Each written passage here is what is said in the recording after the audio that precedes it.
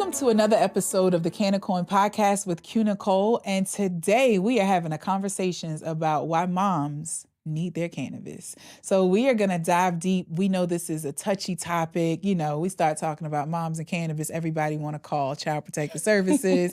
So we're going to tell y'all why y'all all need to relax, right? But before we jump into that, I want to start us off with the hot topic the way that I always do.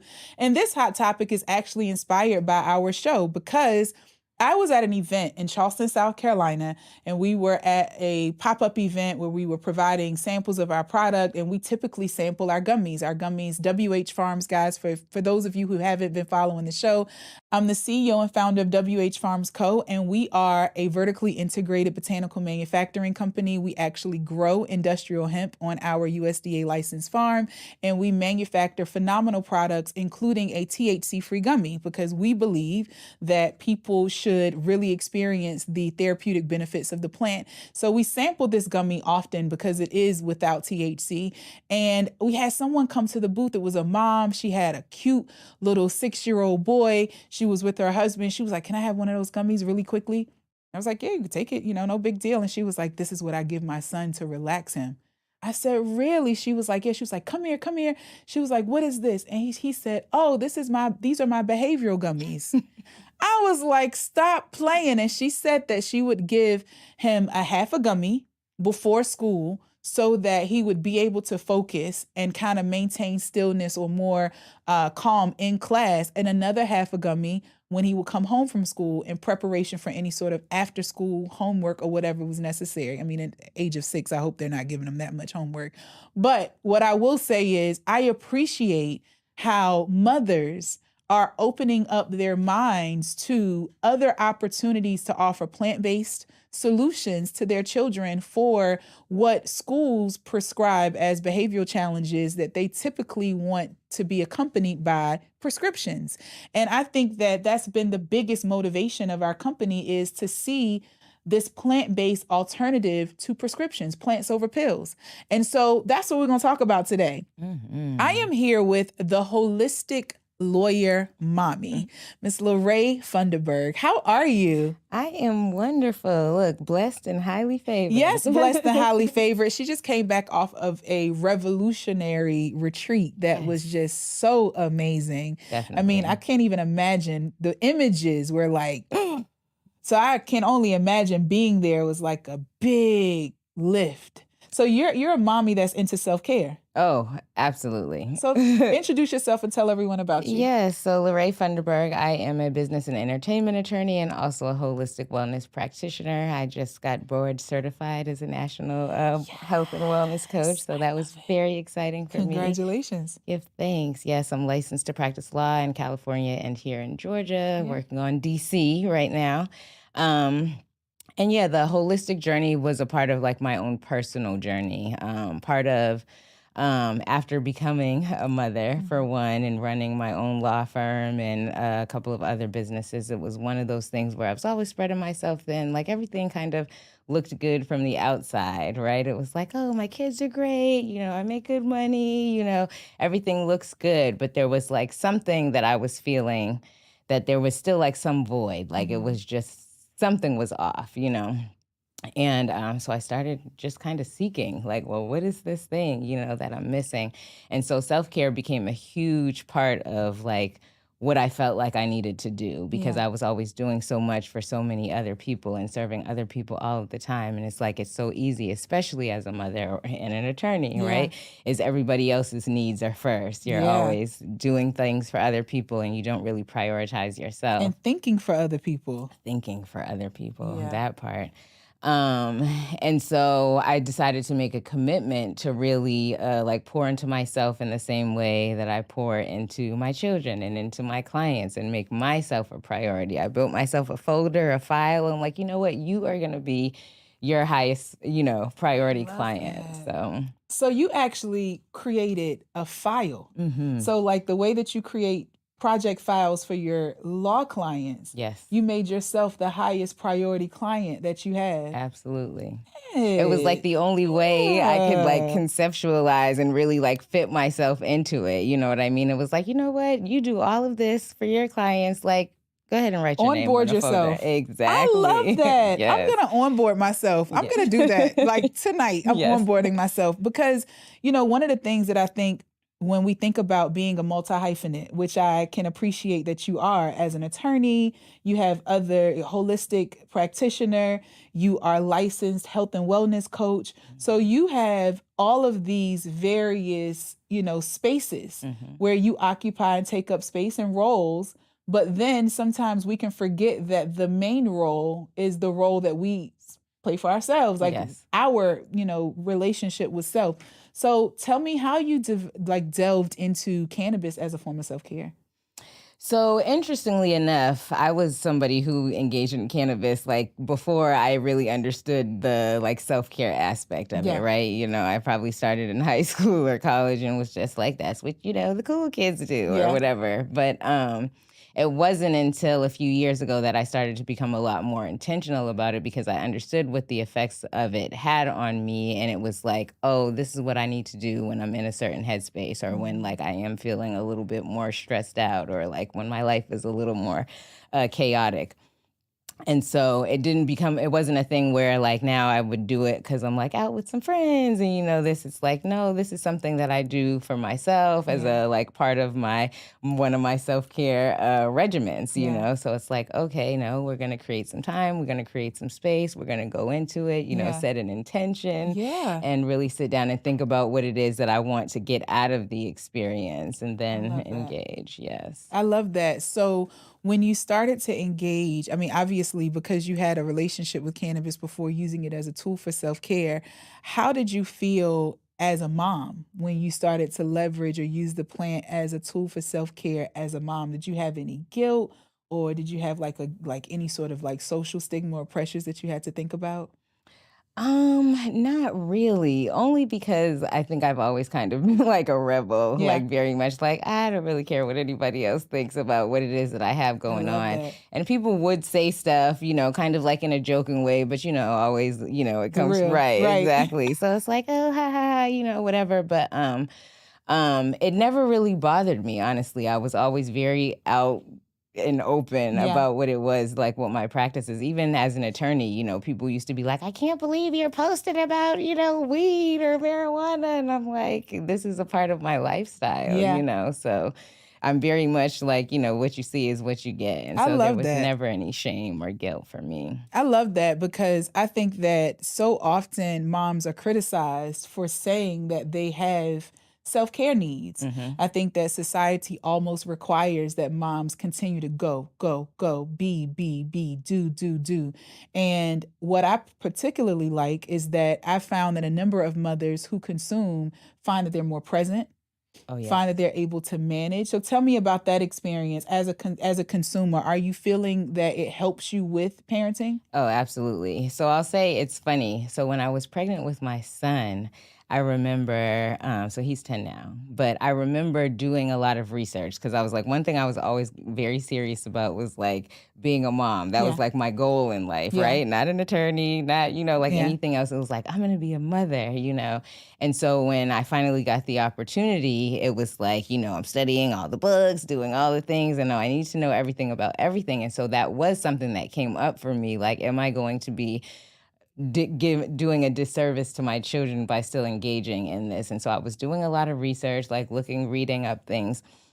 And of course, all the stuff was negative, and it's like very much too like, oh, they're taking your blood all the time when you go to the hospital. So you better not, let it come back. And I'm like, okay, because I was very much like, I'm still going to do this while I'm pregnant and, see. But the funny thing is whenever I would get these horrible headaches when I was pregnant with him. So I actually ended up stopping because I realized it was like, I'm like, maybe it's just a fluke, but it was like every time like clockwork. And I'm like, man, I just have these debilitating headaches after I do it. And so I didn't with him. When I was pregnant with him. But of course, once he came, it was like, okay, we're back at it. Look, the headaches are gone. Back on the scene. Absolutely. And so, I stayed home with him for the first almost 3 years of his life. Mm-hmm. And that was something that was very much like what I would do before we would like engage in any playful activities, before I went to like teach him anything. And it definitely helped me to be more present. Like I noticed the difference between when I didn't do it versus when I did. Like I was a lot more engaged. I was a lot more present. We could go at it for, longer periods of times. And I really enjoyed the experience a lot more and got a lot out of it, when I was actually, engaging in the plan. I 100%. Now, obviously, I come from the Bible Belt. My mother smoked nothing, but I 100% wished, well, she smoked Virginia Slims for a while, but then she stopped. But I do wish that she had tried cannabis because I agree. I remember just having, feeling her stress as a child. Like I remember feeling her stress, and I love my mom is my bestie. And so I understand and I empathize with how strong moms have to be, especially, facing whatever they may be facing for their children. And I just love how you've identified that this is a space where you are able to go to reset so that you can bring your best and bring more presence to their lives. And I oftentimes compare it to, a woman choosing alcohol versus cannabis. When you think about alcoholism and how that really destroys families, when you look at cannabis as a consumption option, especially because it is an herb, it is a plant, I think that it has a great benefits, from a psychological perspective from Absolutely. that. I love that. Yes. So tell me about because people watching this, right? I know we have some closeted consumers. I know some of you guys are out there, you're watching this and you're like, nobody knows, but when everybody leaves, I open up the window and I take a couple of pulls and I pull it back real fast. I already know. How did you manage this conversation with your co-parent? So he was very aware of the fact that, I engage all the time. He definitely hated it for sure, but it was like a part of who I was. So it was like, this is what you get, love me or hate me, but like, this is what it is. We did have a few conversations about like what that looks like around the children. And I was also very adamant about not hiding it because I felt like if you hid it, then that would make them think that it was something that was bad or negative, right? And so it's like, I don't want them growing up thinking like, oh, mommy's doing something she shouldn't be doing, you know what I mean? And so, like just really normalize it. And honestly, I remember when I was younger, I had an uncle who had a daughter and he was very like into cannabis and all the things. And I remember thinking that like, oh, he just does this around the kids. I mean, and he would have lots and lots of it like around everywhere. But I noticed how she was just totally unfazed by it. You know what I mean? And I'm like, so these aren't going to be the kids that are going to go to school like, oh, mommy's going into the room and, when she comes out, it smells funny, because they're like, oh, this is just a very regular, normal occurrence. And so he finally understood that. And so we were able to come to some common ground. That's good. I wasn't stopping.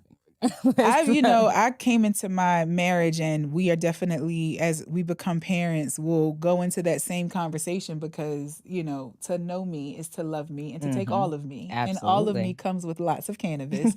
Like we joked on an episode and I was like, how did you feel when you realized that you had like married Bob Marley's sister? Because it's like wake and bake, like I gotta have it throughout the day because as our brains, it moves very fast and I just need a space, right, of my own. So I absolutely love that you found that self-care journey.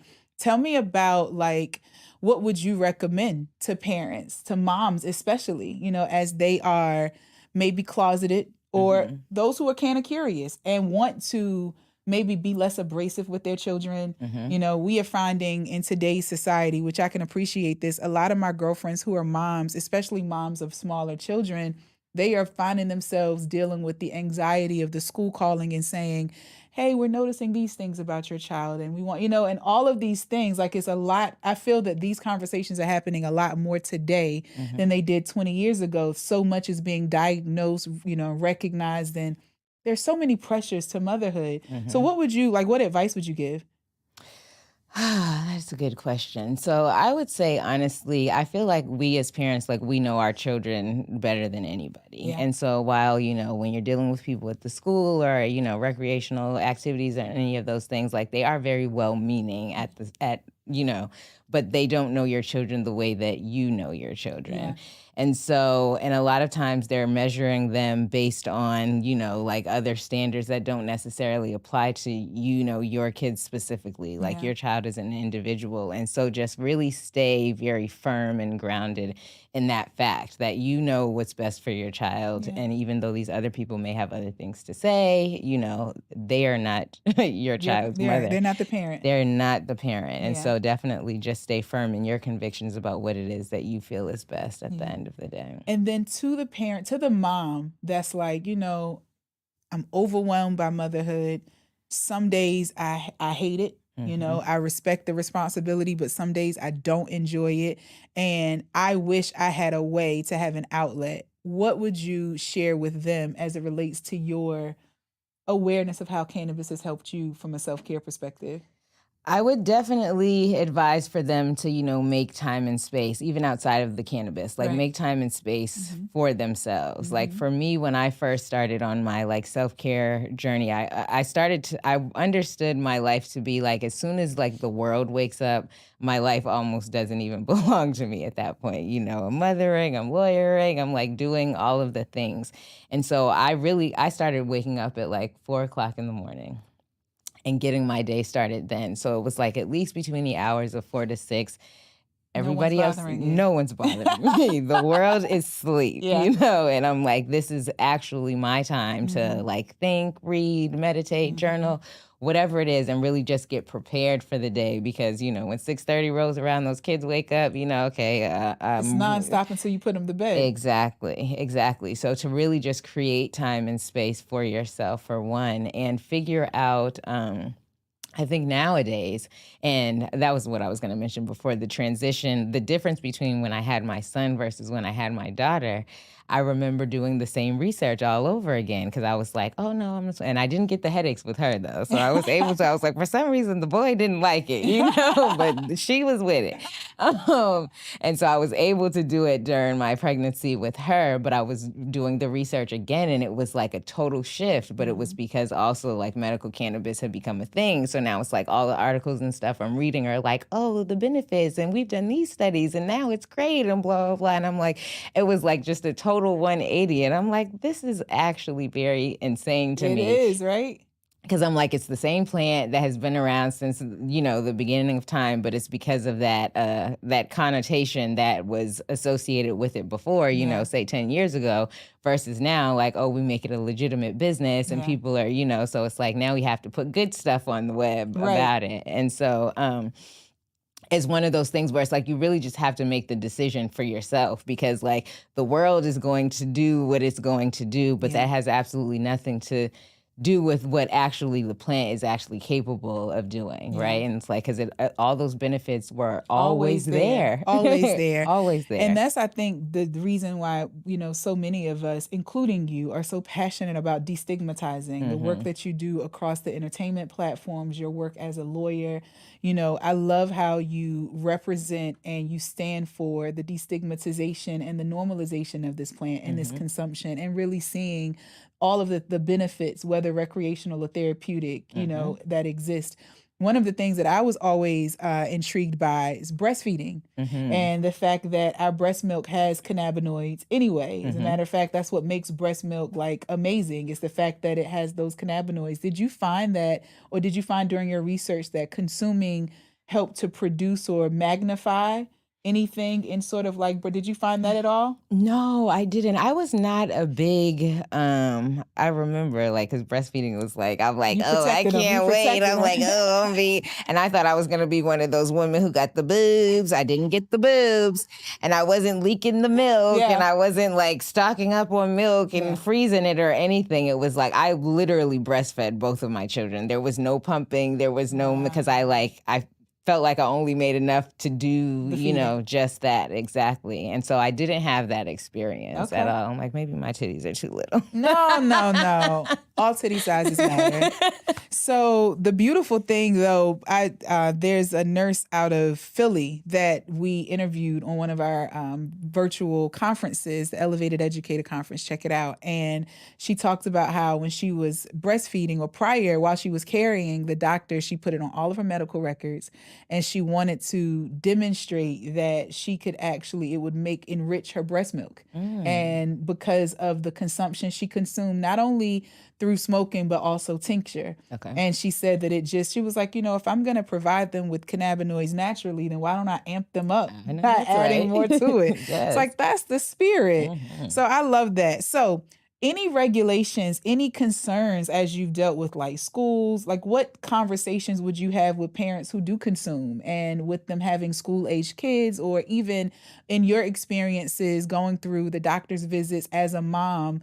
How I've heard in certain states that they could be so anal toward it that they could really bring in like criminal. Yeah. Defects and So all of tell me, that. you're an attorney, so we can have those types of conversations. So Yes. let's talk about that. So interestingly enough, so when I had the same OBGYN for both of my children, and we had a close relationship. She was kind of young, about my age, and like kind of new in her medical career when I was pregnant. And so I used to have very candid conversations with her about all of that stuff. And she was very receptive, and honestly, she had told me that a lot of times when they're doing the testing, like they're not looking for that. Like, so she was like, that's one of the things, like you don't really have to worry about it, because it's like, even if they suspected you to be like doing something you should on drugs, they're not testing for Marijuana. Exactly. And then she also said that there's like a certain level of it, to the extent that they would be testing for it. It's like they're looking for a certain, like if it's under a certain amount, it's not even going to show up Right. on the blood test. So it's like, she's like, whatever it is that you're doing, I'm sure you're fine. Yeah. Like, so you don't really have to worry about that. And so that gave me like a level of like confidence of like, oh, okay, we'll be good for sure. I actually homeschooled my children up until very recently. So this is their first year back in school. So now I am like, I'm like, I don't know how long it's gonna last though. Cause it is different. Like they love it for sure. Like having that social aspect, being around other little kids and things like that. But a lot of the reasons that I wanted to be a homeschool mom are like revealing themselves now that they are in school. So I'm just like, yeah, these were the things that I didn't want. And some of it is that, like, kind of like having somebody else in your business, and it's just like I said, I know most of the time they are well-meaning, but it's like, you just have them for these hours. Make sure you educate them and do that part. Like I can handle everything else unless I'm asking you about something specifically. And so one of the advice I guess I would give parents is to know that like ultimately these are still, like I was saying before, your children, and you are the one who are in control. And a lot of times I think schools and even other institutions make us feel like we don't have that control or that power over our children. I'm like, but if there's anything in this world that I can say is mine, it is those children, like for sure. So like, don't let people scare you, punk you, and I think a lot of that level, I guess, of confidence comes from me because I'm like, oh, I'm an attorney. So, like, I'm like, it's very much in my nature to push back and like, argue against the status quo and like, be very firm about what it is that I believe. But definitely, ultimately, that's the stance I feel like everyone as mothers should take at the end of the day. I love that you said that, because I think that sometimes people can have a lack of confidence because they don't have the capacity to articulate themselves as consumers. And I want to specifically speak to anyone who loves cannabis and you may feel intimidated by systems, by medical systems, etc. Research and develop your argument to advocate for your wellness. I remember when I started consuming cannabis medicinally, it was after I was prescribed medication from a doctor. I chose cannabis as my medicine, and I made it clear in all of my doctor's records, et cetera, that it was working.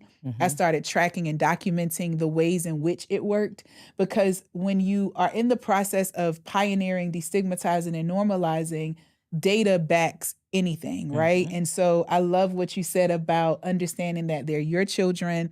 It's the environment that you've created for them. Mm-hmm. You know what's best. And if you find that you aren't as savvy in that language, etc., get your research, get your argument together, keep it in the back of your mind so you have that quick one-liner to let people know, like, I'm clear. Mm-hmm. You may not be clear, but I'm clear. Absolutely. So I love that. Do you share, like, would you be open to sharing like CBD gummies or things that have no THC with your children? I would. You know, it's funny. I never thought about it, but I think like nothing has come up in their lives or, you know, our interactions that made me feel like maybe they actually need it yet. But I'm definitely wouldn't be opposed to it at all. Like, because people ask me sometimes too, like, oh, what if your kids, when they get older, they want to, you know, smoke weed? And I'm like, pass it. Yeah. I'm like, why would I? Pass. How could I say no when this is something that I do? Like that, and it makes no sense to me when other parents are that way. I'm like, you did it. Like, why would you tell your children? And I think that's what causes kids to lose respect. Yeah. Like, let's just keep it 100. Exactly. If you did it, you did it. If you don't do it anymore, it's okay. But let's be honest. Like, don't vilify me for something that you also did. Right. Yeah, I agree with that. Absolutely. And it's because it's society is what makes it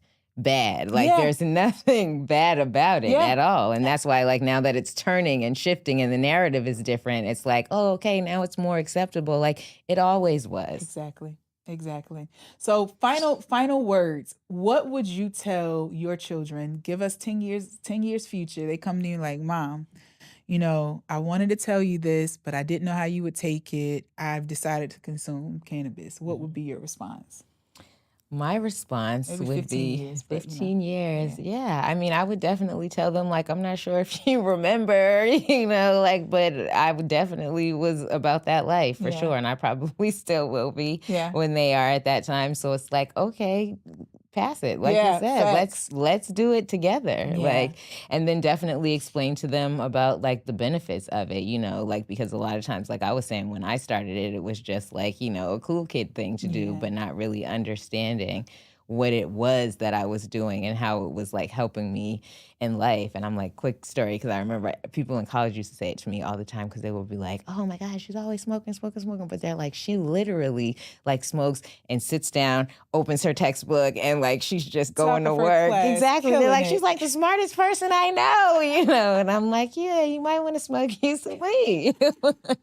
How do you get all this brain power? Right, exactly. And I'm not stressing like how everybody else is. Like in law school, it was always like insane. Everybody's always so stressed. I'm like, I'm token right before I go to take an exam, you know, because I'm like, I'm focused. Like, I love it. My nephew's first time consuming, I'll never forget when I tested him. I was like, you know, he kept denying it. I was like, why are you lying? He was like, I said, go take this drug test.